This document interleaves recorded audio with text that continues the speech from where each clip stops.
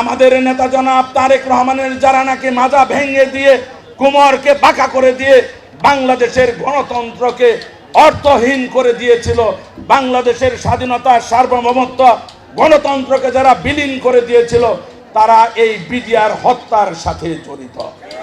আমরা গত 2 দিন পূর্বে একজন কূটনীতিকের কথা শুনেছি।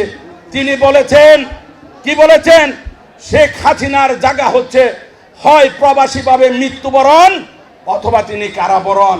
এটা কিন্তু আমার কথা নয়, একজন মার্কিন যুক্তরাষ্ট্রের একজন কূটনীতিকের কথা।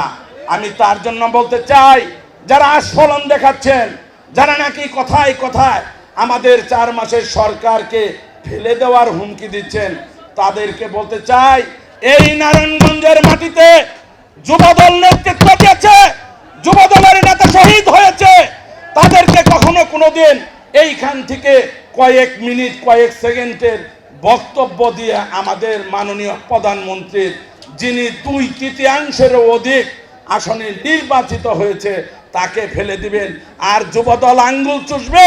এটাকে মেনে নেওয়া যায়? মেনে নেওয়া যায় না।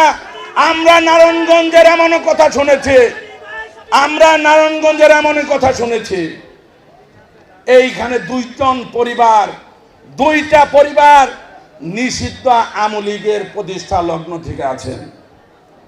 সেই নিষিদ্ধ আওয়ামী লীগের 2টা পরিবার, একটা পরিবার আরেকটা পরিবারকে সন্ত্রাসী পরিবার হিসাবে চিহ্নিত করেছে। তিনি কথায় কথায় বলতেন আমাদেরকে খেলা হবে। আজকে তো ওয়ার্ল্ড কাপ হচ্ছে, আপনি কোন খেলায় অংশগ্রহণ করবেন? আপনি কোন খেলায় অংশগ্রহণ করতে চান, ফুটবল না ক্রিকেট?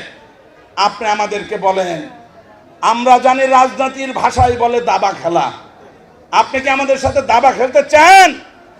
আপনি আমাদের সাথে যদি দাবা খেলতে চান, তাহলে এই যে মশিউর সাহেব যাদেরকে আপনি গুম করতে চেয়েছিলেন, তাদের সাথে ওই 2 পরিবারের সদস্যকে বলবো আপনারা বসেন, এরা আপনাদেরকে প্রতিযোগিতা করবে। আমাদের কোন জাতীয় পর্যায়ের নেতা আপনাদের সাথে খেলায় অংশগ্রহণ করার যোগ্যতা, আপনারা কোনো যোগ্য ব্যক্তি নন। আপনাদেরকে আমরা সেই পর্যায়ে প্লেয়ার মনে করি না।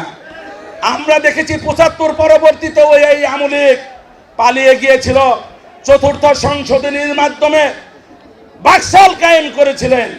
আমাদের 5ম সংশোধনীর মাধ্যমে শহীদ রাষ্ট্রপতি জিয়াউর রহমান, তিনি বাংলাদেশে বহুদলীয় গণতন্ত্র কায়েম করেছেন এবং আমাদের বহুদলীয় গণতন্ত্র কায়েম করে আমাদের নেতা শহীদ রাষ্ট্রপতি জিয়াউর রহমান, তাকে যিনি আপনাকে বাংলাদেশে প্রবেশ করতে দিলেন নিষিদ্ধ সংগঠনের প্রধান, তাকে বলতে চাই, আপনি তো সেই নেত্রী কিছুদিন আসার পরে আমাদের বিরুদ্ধে, বাংলাদেশের বিরুদ্ধে, বাংলাদেশের উন্নয়নের বিরুদ্ধে, বাংলাদেশের সার্বভৌমত্বের বিরুদ্ধে এবং আমাদের নেতাকে নিয়ে আপনি যে চক্রান্ত করলেন, তার খেসারত বাংলাদেশের জনগণ আপনাকে দিয়েছে।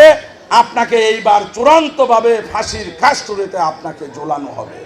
আমরা বিশ্বাস করি তারা কখনো কোনোদিন কোনো রকমের স্বৈরাচারের দূষরদেরকে জাতীয়তাবাদী যুবদলের কোনো পর্যায়ে কোনো কমিটিতে রাখবে না। আমি আমার মাননীয় সভাপতি সাধারণ সম্পাদকের সাথে কথা হয়েছে। আমরা বিশ্বাস করি খুব অল্প সময়ের মধ্যেই আপনাদের জেলা মহানগরের বিভিন্ন পর্যায়ের নেতৃবৃন্দদের সাথে আমরা কথা বলে সাংগঠনিক রিপোর্ট পেশ করব এবং সংগঠনকে কিভাবে গতিশীল করা যায় এবং যারা ত্যাগী এবং যারা আদর্শের রাজনীতি করে, কোনো ব্যক্তি বা কোনো গোষ্ঠীর রাজনীতি করে না, তাদেরকে না রেখে আমরা ত্যাগী এবং আদর্শের নেতাদেরকে মূল্যায়ন করি। যদি আমার সুযোগ থাকে, আজকে আমাকে ঢাকা বিভাগের যে দায়িত্ব দেওয়া হয়েছে, সেটা যদি ধারাবাহিকতা থাকে, আমি কথা দিয়ে গেলাম আপনাদের নারায়ণগঞ্জের প্রত্যেকটা ওয়ার্ডে, প্রত্যেকটা ইউনিয়নে, পৌরসভার প্রত্যেকটা ওয়ার্ডে, পৌরসভা এবং উপজেলার প্রত্যেকটা জায়গায় আমি আপনাদের সাথে কথা বলে আপনাদের সমস্ত খোঁজখবর নিয়ে, আপনাদের যারা দীর্ঘ 17.5 বছর নেতৃত্ব দিয়েছেন, পরীক্ষিত নেতৃত্ব, যাদের নেতৃত্বের যোগ্যতা আছে, তাদেরকে আমি মূল্যায়ন করার জন্য আমি নারায়ণগঞ্জ জেলা এবং মহানগরের কাছে আমি সুপারিশ করব। আমি কথা দিয়ে গেলাম তাদের মাধ্যমে এই কমিটি হবে, কিন্তু আমি আপনাদের ব্যাপারে শতভাগ সততা, নিষ্ঠা, আন্তরিকতা দিয়ে আপনাদের ব্যাপারে আমি সুপারিশ করতে পারি।